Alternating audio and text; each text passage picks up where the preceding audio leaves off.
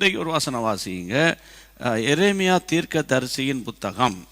ஆமே, நான் சொல்லும்போது ஏன் நிதானமாக பேசுகிறேன்னா, நீங்கள் அந்த வசனத்தை எடுக்கணும். எரேமியா 31ஆம் அதிகாரம், ஜெரமி சாப்டர் 31. ஆமேன். 12-13 வசனங்கள். Praise God. வாசிப்போம். வந்து சீயோனின் உச்சியிலே கம்பீரித்து கர்த்தர் அருளும் கோதுமை, திராட்சரசம், எண்ணெய், ஆட்டுக்குட்டிகள், கன்றுக்குட்டிகள் என்பவைகளாகிய இந்த நன்மைகளுக்காக ஓடி வருவார்கள். அவருடைய ஆத்துமா நீர்ப்பாய்ச்சலான தோட்டம் போல் இருக்கும். அவர்கள் இனி தோய்ந்து போவதில்லை. ஆமென். தேவனுடைய பிள்ளைகளே, நான் இன்றைக்கு உங்களோடு கூட இந்த வசனங்கள் எல்லாம் பேசினதை நான் சும்மா ரிமைண்ட் பண்ணுறேன். அதை பேசிட்டு லூக்கா 21ஆம் அதிகாரத்திற்கு நேற்று வந்தோம்.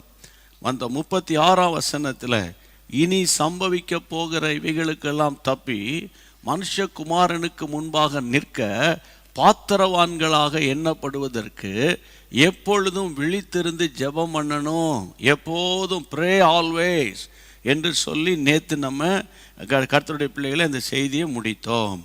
இன்றைக்கு நம்ம ஏன் ஜெபிக்கணும், எதுக்காக ஜெபிக்கணும் என்று நீங்கள் ஒரு கேள்வி கேட்டால், இங்கே பாருங்கள், இப்போ ஆரம்பத்திலே சொல்கிறேன், எனக்கு படிப்பறிவு இல்லையா?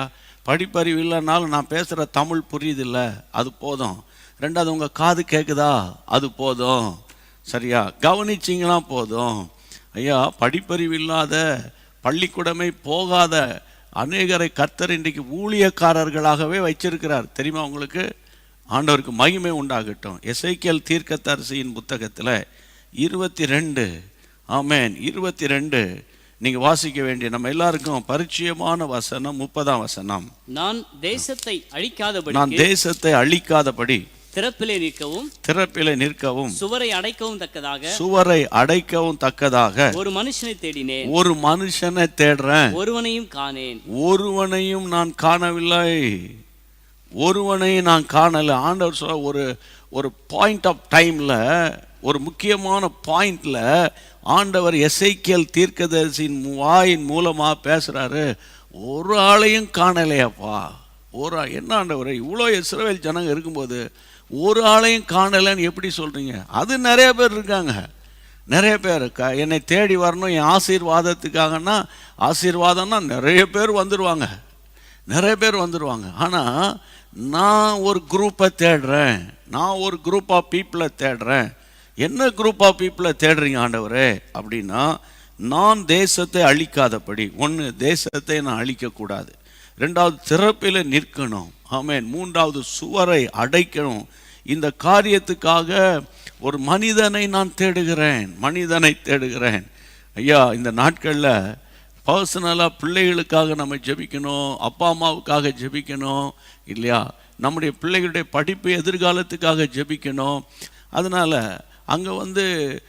இங்கே தேசத்தை கம்பேர் பண்ணால் அங்கே படிக்கிறது லேஸ் என்று தான் அங்கே போகிறாங்க. அப்போ இப்போ இவங்க இடையில வந்தாச்சு, சூழ்நிலை சாதகமாக இல்லை. இப்போ இவங்களை சேர்த்து கொள்ளப்படணும், இவங்க தொடர்ந்து படிக்கணும். அதுதான் நம்முடைய ஜெபம். இது என்ன பண்ணுவாங்க? அவங்க என்ன பண்ண முடியும்? ஒரு பக்கம் பணம் போயிட்டு போகுது. பணம் இன்னைக்கு போகும், நாளைக்கு வரும், இன்னைக்கு இருக்கும், நாளைக்கு போகும். பணம் முக்கியம் இல்லை, வருஷங்கள், வாழ்க்கை. எவ்வளோ பிள்ளைகள் பாதிக்கப்பட்டிருப்பாங்க. ஆமேன். ஆனால் தேவனுடைய பிள்ளைகளே, இப்போ தேசத்தை அழிக்காதபடி நீங்கள் ரொம்ப கவனிக்கணும். இப்போ எப்போவுமே நான் மனம் திறந்து ஒன்று பேசுகிறேன், ஒன்றே ஒன்று சொல்கிறேன், கிறிஸ்தவங்களுக்கு சொல்கிறேன். கூட்டத்துக்கு வரதா இருந்தால் என்ன ஆசீர்வதியும், என் பிள்ளைய ஆசீர்வதியும், அவன் என் கல்யாணத்தை தாங்க, கல்யாணம் கட்டினோன்னு பிள்ளைய ஆசீர்வதிங்க, சீக்கிரமாக ஒரு பிள்ளை பிறக்கணும், குழந்தை பிறந்தவுடனே அவன் அந்த பேர பிள்ளைக்கு காய்ச்சல் அடிச்சிருச்சு, அவனுக்கு ஜெபம் பண்ணுங்க, அதை எல்கேஜியில் சேர்க்கணும், எல்கேஜியில் சேர்க்கறதுக்கு 3 லட்சம் ரூபாய்க்கா ஜெபம் பண்ணுங்க. இப்படியே தான் நீங்கள் பார்த்தீங்கன்னா சுயநல கிறிஸ்தவர்கள் இன்னைக்கு என்னுடைய குறுகின அனுபவத்தில் 95% இருப்பாங்க சுயநல கிறிஸ்தவர்கள். ஆனால் பேச்செல்லாம் பார்த்தீங்கன்னா அவங்க இன்றைக்கே இந்தியாவை மாற்றி அமைக்கிற மாதிரி பேச்சு இருக்கும்.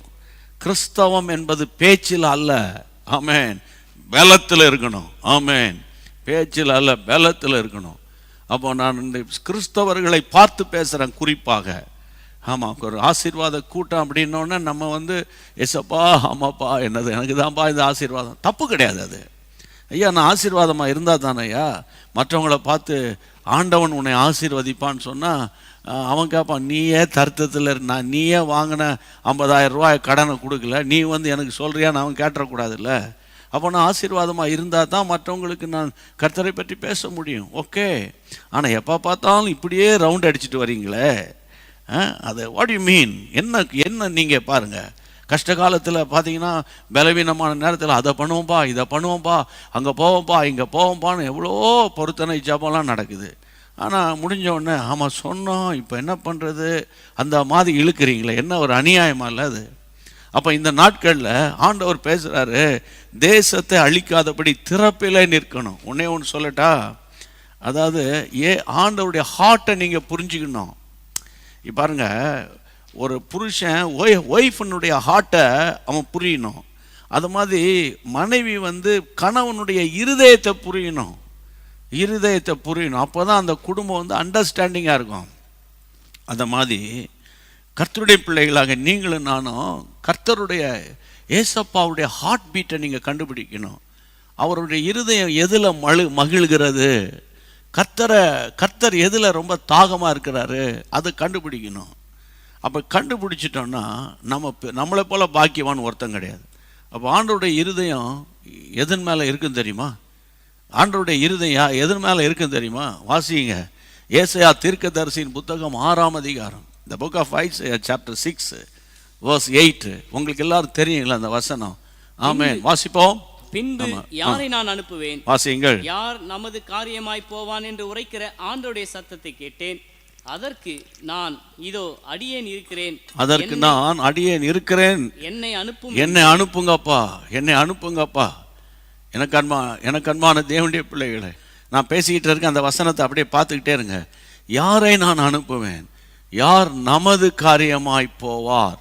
அந்த பாருங்க, யார் நமது காரியமாய் போவார். who will go for us, ஆமாம், who will go for me அப்படி இல்லை, நல்ல கவனி, go for us, நமது காரியமாய். ஆண்டவருடைய ஒரு அழைப்பு வருதுயா. ஆமாம், 50 வருஷம் ட்ராவல் பண்ணி தொழிலை பண்ணி ஆமாம், மூத்தவனுக்கு இந்த வீடு, இளையவனுக்கு இந்த வீடு, ஆமாம், அந்த பொம்பளை பிள்ளைக்கு இத்தனை 1000 நகை, அதை இதெல்லாம் செட்டில் பண்ணது கர்த்தருக்கு ஸ்தோத்திரம். கர்த்தர் உங்களுக்கு பலனை கொடுத்தார், ஸ்தோத்திரம். ஆனால் ஆண்டவர் கேட்குறாரு, ஆமாம், யார் நமது காரியமாய் போவார் என்று கர்த்தருடைய சத்தத்தை நான் கேட்குறேன். ஆமாம், கர்த்தருடைய பிள்ளைகளை, நம்ம எப்போவுமே கர்த்தருடைய சத்தம் எப்படி கேட்கணும்னு நினைப்போம்? பயப்படாதே, நான் உன்னோடு கூட இருக்கிறேன், இன்று முதல் நான் உன்னை ஆசீர்வதிப்பேன். அந்த சத்தம் கேட்டாச்சுன்னா நமக்கு வந்து எவ்வளோ களி கூறுவோம். இப்போ என்னை பொறுத்தவரையில் அப்படிப்பட்ட சத்தமும் நமக்கு வேணும், இப்படி ஏசாயா கேட்ட சத்தமும் நமக்கு வேணும். பேலன்ஸ்டாக இருக்கணும். ஆமாம், பேலன்ஸ்டு கிறிஸ்டியனாக இருக்கணும். அப்போ இங்கே பாருங்கள், யார் எனது காரியமாய் போவார் என்று உரைக்கிற என் ஆண்டவருடைய சத்தத்தை கேட்டபோது, அப்படியே ஆண்டவரே, நான் ஜெபிச்சு சொல்கிறேன் ஆண்டவரே, அப்படியே ஆண்டவரே, ஆமாம் ஆண்டவரே, நீங்கள் சொல்கிறது சரிதான் ஆண்டவரே, சரிதான்லாம் இல்லை, 2ல் 1 சொல்லு. Are you ready or not? ஆண்டவர் கேட்குறாரு. கர்த்தருடைய பிள்ளைகளை, இந்த கடைசி காலத்தில் தேவனுடைய பிள்ளைகளை, நான் உங்களை இன்றைக்கி இரவோடு எல்லாத்தையும் வைண்ட் அப் பண்ணி ஆமாம் எல்லாம் செட்டில் பண்ணிவிட்டு நீங்கள் மூட்டை முடிச்சோட ஆவடிக்கு வந்து சேருங்க.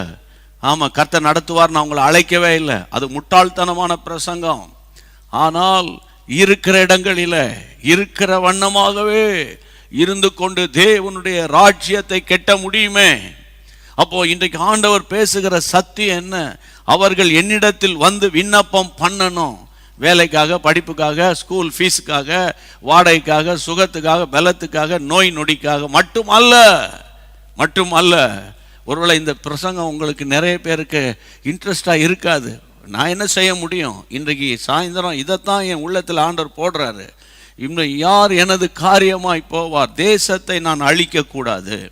திறப்பில் நிற்கிறதுக்கு ஆண்டவருக்கு ஆட்கள் தேவை brother. Standing in the gap, திறப்பில் திறப்பில் நின்று ஜெபிக்கிற தேவ ஜனங்கள் ஆண்டவருக்கு தேவை. ஒரு சீக்கிரட்டை சொல்கிறேன், இந்த திறப்பில் நின்று ஜெபிக்கிற குடும்பங்களாக இருக்கட்டும், ஊழியக்காரனாக இருக்கட்டும், சபைகளாக இருக்கட்டும், நீங்கள் நல்லா உன்னிப்பாக கவனிச்சிங்கன்னா பயங்கரமாக ஸ்ப்ரெட் ஆகிக்கிட்டே போகும். எக்ஸ்டாப்ளிஷ் ஆகிட்டே போகும். ஆமாம், திறப்பில் நின்று ஜெபிக்கிற ஒரு தாயும் தகப்பனும் இருந்தீங்கன்னா நல்ல கவனிங்க, உங்கள் குடும்பம் செழிக்கும். ஆனால் நம்ம என்ன நினைப்போம், வாக்குத்தத்த கூட்டத்துக்கு போனால் தான் செழிக்கும் நம்ம நினைக்கிறோம். ஆனால் திறப்பில் நிற்க, சுவரை அடைக்க, ஆமேன், ஒரு மனுஷனை நான் தேடுறேன்றார் ஆண்டவர். எசேக்கியேல் காலத்தில் தேடுறார்.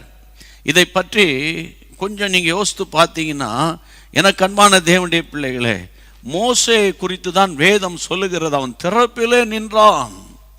ஆமேன், ஆமேன். ஆரோனை குறித்து சொல்லப்படுகிறது, மரித்தவர்களுக்கும் உயிரோடு இருக்கிறவர்களுக்கு நடுவே தூப கலசத்தை பிடித்து கொண்டு ஓடுகிறான். அப்போ இன்னைக்கு பாருங்க எவ்வளவு அழிவு. படிக்க போன பிள்ளைங்க வீடு வந்து சேர்ற வரைக்கும் அந்த தாயின் தகப்பனுடைய அங்கலாய்ப்பு எப்படி இருக்குன்னு நினைக்கிறீங்க நீங்க? ஆமாம், டாய்லெட் வசதி இல்லை, தண்ணிக்கு வசதி கிடையாது, பங்கரில் ஒளிஞ்சு கிடக்கிறோம். கொஞ்சம் இமேஜின் பண்ணி பாருங்க, ப்ராக்டிக்கலாக பாருங்க. வாலிபர் பிள்ளைங்க, வாலிபர்கள் என்ன எப்படி இருப்போம் அங்கே? நம்மளை மாதிரியா டெம்பரேச்சரு இல்லை, நமக்கு ஏசி இல்லாமல் இருக்க முடியாது நிறையா வீடுகளில். அங்கே பார்த்தீங்கன்னா -3 நான்லாம் இருந்திருக்கிறேன். -10 -15 நான் இருந்திருக்கிறேன். எனக்கு தெரியும் அதனுடைய அனுபவம் எப்படி இருக்கும்னு. அப்போ என் அன்பு தேவனுடைய பிள்ளைகளே, அப்போ இவ்வளவு ஒரு கடினமான பாதையின் வழியாக பிள்ளைகள், குடும்பங்கள், அங்கலாய்க்கிற குடும்பங்கள். அப்போ இதன் மத்தியில் நம்ம என்ன செய்யணும்னு நீங்கள் நினைக்கிறீங்க? அப்போ கர்த்தருடைய பிள்ளைகளை, தேவனுடைய ராஜ்யத்தை நம்ம கட்டணும். கர்த்தருடைய ராஜ்யத்தை, நம்ம ராஜ்யத்தையே கட்டிட்டு கிடக்கிறோம் இல்லை, நம்ம ராஜ்யத்தையே கட்டிட்டு கிடக்கிறோம். கர்த்தருடைய ராஜ்யத்தை கட்டணும். பிரியமானவர்களே, ஏசாயா காதில் அந்த சத்தம் கேட்டவொன்னே அவர், நான் ஜெபிக்கிற ஆண்டவரே, உமக்கு சித்தமான வர ஆண்டவரே அப்படின்னு அவர் சொல்லலை. என்னை அனுப்புங்க, லார்ட் ஐ எம் ரெடி, என்னை அனுப்புங்க, என்னை அனுப்புங்க. கர்த்தருக்கு ஸ்தோத்திரம். இன்னைக்கு பார்த்தீங்கன்னா குறிப்பாக மெயின் லைன் சர்ச்சஸ்க்கு சொல்கிறேன், பெரிய பெரிய கத்தீட்ரல்ஸ் இல்லை, பெரிய பெரிய இன்ஸ்டிடியூஷன்ஸ் நம்ம தமிழ்நாட்டில் இருக்குது. அதெல்லாம் யார் கட்டினாங்கன்னு நினைக்கிறீங்க? யார் கட்டினாங்க? அந்த நிலம்லாம் யார் வாங்கினாங்க நீங்கள் நினைக்கிறீங்க? ஆமாம், தேவ மனிதர்கள் இந்திய தேசத்துக்கு சுவிசேஷத்தை சுமந்து வந்தபோது அவங்க தூர பார்வையோட ஒரு காலத்தில் 50 வருஷம் 100 வருஷத்துக்கு பிறகு, ஆமாம், இங்கே கர்த்தருடைய ராஜ்யம் கட்டப்படும், அப்போது அவங்களுக்கு ஒரு பள்ளிக்கூடம் வேணும், அவங்களுக்கு ஒரு பெரிய கத்தீட்ரல் வேணும் அப்படின்னு அவங்க விசுவாசத்தோடு நிலங்களை கையகப்படுத்தினார்கள். இன்றைக்கி என்ன பண்ணிக்கிட்டு இருக்கோம்? இருக்கிறத நைஸாக விற்று, கமிட்டி அவன் சேர்ந்து வச்சுக்கிட்டு அதை விற்று அந்த ரூபாயை பண்ணுற, எவ்வளோ பெரிய சாபம் வரும் அந்த குடும்பங்களில். இன்னொரு பக்கம் அதாவது கர்த்தருடைய ரிட்டையர்டு ஆன நீதிபதிகள் தான் அந்த அவங்கள வந்து கண்ட்ரோல் பண்ணுறாங்க. கர்த்தரை அறியாதவர்கள் கண்ட்ரோல் பண்ணுறாங்க. இதை விட வேறு என்ன அநியாயம் இன்னைக்கு இருக்குது? அப்போ அப்படிப்பட்ட நாட்கள், ஏன் இப்படிப்பட்ட பிரச்சனை சபைகளுக்குள்ளேன்னா, ஜெபிக்கிறதுக்கு ஆள் குறைவு, சமாதானத்துக்காக, எழுப்புதலுக்காக, மன்றாடி திறப்பில் ஜெபிக்கிறதுக்கு இன்னைக்கு ஆட்கள் குறைவு. ஆமாம், அப்போ இந்த நாட்களில் வாலிப பிள்ளைகளுக்கு ஒரு அழைப்பு வருகிறது. நீங்கள் வேலை செய்து கொண்டே, படித்து கொண்டே, நீங்கள் எந்த தேசத்தில் இருந்து கொண்டே தேசத்துக்காக ஜெபிக்க முடியுமே. ஆமேன். அதனால தான் அந்த 10K நான் வந்து பல முறை சொல்லிக்கிட்டே கிடக்கிறேன். ஜெப இயக்கத்தில் இணைங்க, உங்களால் முடிஞ்சதை தேவனுக்கு தெரியப்படுத்துங்க. சரியா? ஆமாம், கர்த்தருடைய பிள்ளைகளை, இந்த கடைசி காலத்தில் நிறைய குடும்பங்கள் சீரழிஞ்சிக்கிட்டு இருக்குது இல்லையா?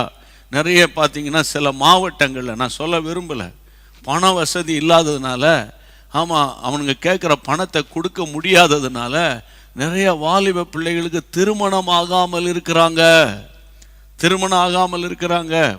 ஆமாம், கேட்டால் எல்லாருமே எப்படி அந்த குடும்பம் எல்லாம் ஸ்பிரிச்சுவல்ன்றாங்க. எனக்கு வர ஸ்பிரிச்சுவலுக்கு அர்த்தமே தெரிய மாட்டேங்குது. நீங்களாவது லைவ் சாட்டில் போடுங்க ஸ்பிரிச்சுவல்னா என்னென்னு. எல்லாமே 100 பேர் இருந்தால் 100 பேரும் ஸ்பிரிச்சுவல்ன்றான். அது என்ன ஸ்பிரிச்சுவலோ தெரியல எனக்கு. அப்போ இந்த கடைசி காலத்தில் எனக்கு அன்பான தேவனுடைய பிள்ளைகளை, நம்ம கர்த்தருடைய பிள்ளைகளை பாரத்தோடு தேசத்துக்காக ஜெபிக்கணும். இந்தியாவில் விலைவாசி உயர்தா இல்லையா? இல்லை, ஈஸியாக புரிஞ்சுக்கிறோம். ஏன் உயருது? சூரியகாந்தி எண்ணெய், அதாவது அந்த சன்ஃப்ளவர் ஆயில், உங்களுக்கு தெரியும், more than 70% அவன் உக்ரைன்லேருந்து நம்ம நாட்டுக்கு வருதுன்னு சொன்னாங்க. அப்போ அந்த சமையல் அறை வரைக்கும் போய் பாதிக்கப்படுதில்ல. பாதிக்கப்படுது. அப்புறம் கேஸு, அப்புறம் பெட்ரோலு, அப்புறம் டீசலு, அவ்வளோதான் முடிஞ்சு போச்சு. பெட்ரோல் டீசல் உயர்ந்தாலே ஆமாம் லாரி ஸ்ட்ரைக் வரும், அது வரும், இது வரும், அவங்களுக்கு சம்பளம் உயர்வு கேட்பாங்க, கோயம்பேடுக்கு மார்க்கெட்டுக்கு காய்கறி வர்றது பாதிக்கப்படும். இப்படி நிறைய நீங்கள் என்னை விட நீங்கள் நல்லா டெவலப் பண்ணுவீங்க இல்லையா? அப்போ விலைவாசி அப்போ தேசத்தில் எங்கேயோ ஒரு மூலையில் யுத்தம் நடக்கும்போது அப்போ தேசங்கள் பாதிக்கப்படுகிறது. அப்போ தேசத்துக்காக எவ்வளோ பாரத்தோடு ஜெபிக்கணும். நம்ம ஜெபம் பண்ணி தேவ சித்தத்துக்கு ஒப்பு கொடுக்கணும். தேசத்தில் தலைவர்களுக்காக ஜெபிக்கணும். தலைவர்களுக்கு தேவ ஞானம் வேணும். இன்னைக்கு அதான் ரொம்ப முக்கியம், தலைவர்களுக்காக. அப்போ கர்த்தருடைய பிள்ளைகளே, இப்போது ஆண்டவர் நம்மோடு பேசின காரியம் என்ன? ஆண்டவர் சொல்லுகிறார், நான் தேசத்தை அழிக்க கூடாது. ரெண்டாவது, கர்த்தருடைய பிள்ளைகளே, அதனால்தான் நமக்கு எல்லாருக்கும் தெரிந்த வசனம் 2 நாளாகமம் 7ஆம் அதிகாரம் 14ஆம் வசனம், 2 Chronicles chapter 7 verse 14 என்ன சொல்லுகிறது? வாசிக்க கேட்போம். தரிக்கப்பட்ட என் ஜனங்கள் தங்களை தாழ்த்தி ஜெபம் பண்ணி என் முகத்தை தேடி தங்கள் பொல்லாத வழிகளை விட்டு திரும்பினால் அப்பொழுது பரலோகத்தில் இருக்கிற ஆண்டவராகிய நான் கேட்டு அவர்கள் பாவங்களை நான் மன்னித்து அவர்கள் தேசத்துக்கு சேமத்தை கொடுப்பேன். அவர்கள் நாட்டுக்கு அல்லது அவர்கள் தேசத்துக்கு நான் சேமத்தை கொடுப்பேன். அப்போ கர்த்தருடைய பிள்ளைகள், ஹீல் தேர் லேண்ட், அந்த தேசத்தை நான் குணமாக்குவேன் என்று ஆண்டவர் சொல்றாரு. அப்போ கர்த்தருடைய பிள்ளைகளே, அப்படின்னா என்ன அர்த்தம்? தேசத்தில் பஞ்சம், அதாவது மத கலவரம், அப்புறம் இனக்கலவரம், இது இல்லாமல் இருந்தாலே தேசம் ஆசீர்வாதமாக இருக்கும். தேசத்தில் நம்முடைய இந்தியா போல தேசங்களுடைய முதுகெலும்பு விவசாயம். விவசாயி சந்தோஷமாக இருந்தால் தான் அந்த தேசம் ஆசீர்வாதமாக இருக்கும். அது நம்ம எல்லாருக்கும் தெரியும். அப்போ இங்கே என்ன பண்ண ஆண்டவர் என்ன சொல்கிறாரு? 2 நாளாகமோ 7ஆம் அதிகாரம் 14ஆம் வசனத்தில், என் நாமம் தரிக்கப்பட்ட என் ஜனங்கள். அப்போ நம்ம இதில் நீங்கள் புரிஞ்சுக்கணும், இந்த என் நாமம் தரிக்கப்பட்ட என் ஜனம், அதாவது கர்த்தருடைய பிள்ளைகளே, அதாவது if my people which are call by my name. இதனுடைய அர்த்தத்தை நான் உங்களுக்கு சொல்கிறேன், கேளுங்க. அதாவது நான் ஜிபிஎஸ் ராபின்சன் என்று பெயர் வச்சிருக்கிறதுனால ஒருவேளை அந்த ராபின்சன் என்ற வார்த்தை ஒருவேளை இவர் கிறிஸ்தவராகத்தான் இருப்பார் என்று யூகிக்கலாம். எனக்கு எங்கள் அப்பா அம்மா ராபின்சன் வச்சதுனால நான் கிறிஸ்தவன் ஆயிரவே முடியாது. ஒருவன் கிறிஸ்துவுக்குள்ளே இருந்தால் அவன் புது சிருஷ்டியாக இருக்கிறான். பழைய வாழ்க்கை பொய்யும் புரட்டும், முன்னுக்கு பின்னு பேசுறது, முன்னுக்கு ஒன்று பின்னுக்கு ஒன்று அப்படின்னு சொல்லி 2 அர்த்தத்தில் பேசுறது, தேவைக்காக கர்த்தரை தேடுறது, அப்புறம் விட்டுறது, எலெக்ஷனுக்காக ஆலயத்தில் நிற்கிறது, தோத்து போனால் அந்த பக்கமே போறதில்லை. இப்படிப்பட்டவர்களை கிறிஸ்தவர்கள் என்று பைபிள் சொல்லவில்லை. இப்படிப்பட்டவர்களை கிறிஸ்தவர்கள் என்று பைபிள் சொல்லலை. என் நாமம் தரிக்கப்பட்ட என் ஜனம் அப்படின்னு நான் சொல்கிறேன். மை பீப்புள் என் ஜனம் அப்படிங்கிற அந்த என் ஜனம் அப்படின்னு நீங்கள் போய் பைபிளில் சர்ச் பண்ணி பாருங்க. எங்கெல்லாம் ஆண்டவர் என் ஜனம் அப்படிங்கிறாரு. கர்த்தருடைய பிள்ளைகளை, உடனே ஒரு வசனத்தை கர்த்தர் எனக்கு ஞாபகப்படுத்துறாரு. அதை நான் உங்களுக்கு சொல்லிடுறேன். 2 கொரிந்தியர், தேங்க்யூ லார்ட், கர்த்தருக்கு ஸ்தோத்திரம். ஆமே, 2 கொரிந்தியர் 6ஆம் அதிகாரம் 16 தொடக்கம். தேவனுடைய ஆலயத்துக்கு விக்கிரங்களுக்கு சம்பந்தம் ஏது? அவர்களுக்குள்ளே வாசம் பண்ணி உலாவி அவர்கள் தேவனாய் இருப்பேன், அவர்கள் என் ஜனமாக இருப்பார்கள். they are my people. அதாவது ஆண்டவர் யார் வீட்டில் உலாவுகிறாரோ அவர்கள் தான் தேவனுடைய பிள்ளைகளாக இருப்பார்கள். ஆமென். அப்போ வேதம் சொல்லுகிறது, நீங்கள் ஜீவனுள்ள தேவனுடைய ஆலயமாய் இருக்கிறீர்கள், ஆனபடியால் நீங்கள் அவர்கள் நடுவிலிருந்து புறப்பட்டு பிரிந்து போய் அசுத்தமானதை தொடாதிருப்பீர்களாக. அசுத்தமானது ரஃபா சொல்லிட்டா, பீடி, சிகரெட்டு, தண்ணி, கஞ்சா, அந்த கையினால மனைவி அடிக்கிறவன் இல்லையா, கள்ள கணக்கு எழுதுறவன், பொய் சாட்சி சொல்லுகிற உதடு, இப்படிப்பட்டவர்கள் நடுவில் கர்த்தர் உலாவுகிறது. That is impossible. இந்த வசனம் சொல்லுகிறது, அப்பொழுது நான் உங்களை ஏற்றுக்கொண்டு உங்களுக்கு பிதாவாக இருப்பேன், நீங்கள் என் குமாரரும் குமாரத்திகளுமாய் இருப்பீர்கள் என்று சர்வ வல்லவருடைய கர்த்தர் சொல்லுகிறார். என் ஜனம் என்ற வேர்டு இங்கே நான் வாசித்து காட்டினேன். ஆமேன். எனக்கு அன்பான கர்த்தருடைய பிள்ளைகளை, 2 கொரிந்தியர் 6:16 அது தேவனுடைய ஆலயத்துக்கு விக்கிரங்களுக்கு சம்பந்தம் ஏது? நான் அவர்களுக்குள்ளே வாசம் பண்ணி அவர்களுக்குள்ளே உலாவி அவர்கள் தேவனாயிருப்பேன், அவர்கள் என் ஜனங்களாயிருப்பார்கள். They are my people. திரும்ப வாங்க, come back to the 2 Chronicles chapter 7 verse 14. அங்க என்ன வாசிக்கிறோம்? என் நாமம் தரிக்கப்பட்ட என் ஜனங்கள் தங்களை தாழ்த்தணும். இல்லையா? தாழ்த்தணும். திறப்பில் நிற்கிறவங்களுடைய குவாலிஃபிகேஷனை சொல்றேன். தேசத்துக்காக ஜெபிக்கிறவங்க தங்களை தாழ்த்தணும். வேதம் சொல்லுகிறது ஜெபம் பண்ணணும். ஆமென். தேசத்துக்காக ஜெபம், தேசத்துக்காக ஜெபம். கர்த்தருக்கு ஸ்தோத்திரம். நம்ம ஊழியத்தில், நம்ம ஜீசஸ் மீட்ஸ் மினிஸ்ட்ரியில் என் தேசம் தேவனை அறியும் ஒரு குட்டி புத்தகம் இருக்குது. என் தேசம் தேவனை அறியும். ஒருவேளை அந்த புத்தகம் வேண்டுவோர் நீங்கள் போய் நீங்கள் வெப்சைட்டில் பார்க்கலாம் அந்த புத்தகத்தை. சரியா? நீங்கள் வெகு தொலைவில் இருக்கிறவங்க, வெளிநாட்டில் இருக்கிறவங்க, நீங்கள் அமேசான் மூலமாக நீங்கள் அந்த புத்தகத்தை நீங்கள் என்ன செய்யலாம்? கூகுளில் போய் நீங்கள் கர்த்தருடைய பிள்ளைகளை நீங்கள் ஈஸியாக அந்த புத்தகத்தை நீங்கள் அப்படியே வாங்கிடலாம். வாங்கினா அந்த நீங்கள் அதிலே வாசிக்கலாம், உங்களுடைய கம்ப்யூட்டர்லேயே வாசிக்கலாம். ஏன்னா அன்பு தேவனுடைய பிள்ளைகளை அது. ஆனால் இந்தியாவுக்குள்ளே இருக்கிறவங்களுக்கு ஈஸி போஸ்ட் பண்ணுறது. அப்போது நீங்கள் அந்த புக்கை ஆர்டர் பண்ணுங்கள். என் தேசம் தேவனை அறியும் என்ற ஒரு நூல். அருமையான, எப்படி தேசத்துக்காக ஜெபிக்கணும். ஸ்க்ரீனில் பார்த்துருக்கீங்களா? பாருங்கள். என் தேசம் தேவனை அறியும், தேசத்தின் ஆசீர்வாதத்துக்கான விசுவாச அறிக்கை. ஆமாம், சிம்பிளாக தேசத்தை பிளஸ் பண்ணி ஜெபிக்கிறதுக்கான ஒரு அருமையான ஒரு நூல். கையை உயர்த்தி ஆண்டவரை ஸ்தோத்திரம் பண்ணுங்க. இதை குறித்து அறிந்து கொள்வேன்னா வாட்ஸ்அப்பில் உடனே மெசேஜ் போடுங்க. உங்களுக்கு தகவல்கள் உடனே சேரும். Praise God. கர்த்தருக்கு மகிமை உண்டாவதாக. வசனத்துக்கு வாங்க. என் நாமம் தரிக்கப்பட்ட என் ஜனம் தங்களை தாழ்த்தணும். 2வது ஜெபம் பண்ணணும். 3வது அவருடைய முகத்தை பார்க்கணும்.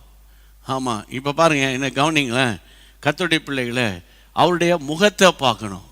இப்போ நிறைய பேர் அவருடைய கையை தான் பார்ப்போம். ஆமாம், கையை தான் பார்ப்போம், அவருடைய கையை தான் பார்ப்போம். கர்த்தருக்கு ஸ்தோத்திரம். சிலர் விசுவாசிகள் ஜெபிக்க வருவாங்க, கை வைத்து ஜெபிக்காமலே நான் ஜோமன் ஆண்டவரே இவர்கள் ஆசீர்வதிங்க. அவங்க பொறுத்து பார்த்துட்டு அவங்களாவே கையை இழுத்து கொண்டு போய் தங்க தலையில் வச்சுக்கிடுவாங்க. சரி, அவங்களோட விசுவாசத்தை நான் பாராட்டுறேன். இப்போ ஏன் இதை நான் எக்ஸாம்பிள் சொல்கிறேன்னா, அது கர்த்தருடைய பிள்ளைகளை ஆண்டவரிடத்தில் ஜெபிக்கும் போது கூட அவருடைய முகத்தை பார்க்கறதுக்கு நிறைய பேருக்கு ஆசை கிடையாது, அவருடைய கையை தான் பார்க்கணும். இதை சொல்லும்போது ஒரு எக்ஸாம்பிள் மைண்டில் வருது, தப்பாக நினைக்காதீங்க. கோபப்பட்டாலும் பரவாயில்ல, தப்பாக நினைச்சாலும் பரவாயில்ல. நீங்கள் ஆலயம் முடிச்சுட்டு ஆராதனை முடிவில் ஆலய கேம்பஸ்லேருந்து வெளியே போகும்போது அங்கே வரிசையாக உட்கார்ந்து கையேந்தி கொண்டு இருப்பார்கள். ஆமேன். வறுமை கோட்டு கீழே இருக்கிற மக்கள். சரியா? அவங்க நம்ம முகத்தெல்லாம் பார்க்க மாட்டாங்க. நம்ம கையை பாக்கெட்டில் கையை போடுறோமா, பர்ஸ் எடுக்கிறோமா, அதுதான் அவங்க கையை தான் பார்ப்பாங்க. ஏன்னா அவங்களுக்கு தேவை காசு. நம்ம முகம் அழகாக இருக்கா, கருப்பாக இருக்கா, சோப்பாக இருக்கா, அதெல்லாம் அவங்களுக்கு தேவை கிடையாது. அவங்களுக்கு வேண்டியது பணம். இப்போ சொல்கிறேன், கையை பார்க்குற கிறிஸ்தவனா, முகத்தை பார்க்குற கிறிஸ்தவனா? What about you my dear? முகத்தை பார்க்கிற கிறிஸ்தவர்களுக்கு ஒரு ஆசீர்வாதம் தெரியுமா? அவர்கள் அவரை நோக்கி பார்த்து பிரகாசம் அடைந்தார்கள். அப்புறம் அவருடைய முகம் வெட்கப்பட்டு போகலை. அப்போ நம்ம கையையே பார்த்தோன்னா 5 ரூபா வேணுமா, இந்த போய் தொலை, 5 ரூபாயோட போயிருங்க. அவனு 5-10,000 ரூபாய் போயிடுவான். ஆனால் முகத்தை பார்த்தா கர்த்தருடைய பிள்ளைகளை உங்களை தேடி ஆசீர்வாதம் வரும். எது வேணும்? அதனால தான் இங்கே பைபிளில் சொல்லுது பாருங்க, ஜெபம் பண்ணி என் முகத்தை தேடி தங்கள் பொல்லாத வழிகளை விட்டு திரும்பினால் அப்பொழுது பரலோகத்தில் இருக்கிற நான் கேட்டு அவர்கள் பாவத்தை மன்னித்து தேசத்துக்கு சேமத்தை கொடுப்பேன். அப்போ தேசத்தில் ஒரு சுகம், ஒரு சமாதானம் வரணும்னா கர்த்தருடைய ஜனமாகிய நீங்களும் நானும் தாழ்த்தணும். என் படிப்பு என்ன, என் ஃபேமிலி பேக்ரவுண்ட் என்ன, என் ஸ்டேட்டஸ் என்ன, இல்லை அதெல்லாம் தூக்கி தூர எறியணும். கிறிஸ்துவுக்காக சகலவற்றின் நஷ்டமும் குப்பையுமா எண்ணணும். நான் யார் தெரியுமா, நான் என்கிட்ட எவ்வளோ சொத்து இருக்குது தெரியுமா, என் பேங்க் பேலன்ஸ் இருக்குமா? ஐயா, பேங்கே ஒன்றுமில்லாமல் போகிற காலத்தில் வாழ்ந்துக்கிட்டு இருக்கிறோம் ஐயா. இந்த நாட்களில் நான் சொல்கிறேன், சோர்ந்து போகாமல் நீங்கள் ஜெபிங்க. ஒரு பெரிய சேனையை ஆண்டவர் எழுப்பிட்டு இருக்கிறார், உலகம் முழுவதும் ஜெபிக்கிற சேனை. ஆமென். அந்த சேனையில் இந்த செய்தியை கேட்டுக்கொண்டிருக்கிற நீங்கள் இருக்கிறீங்க.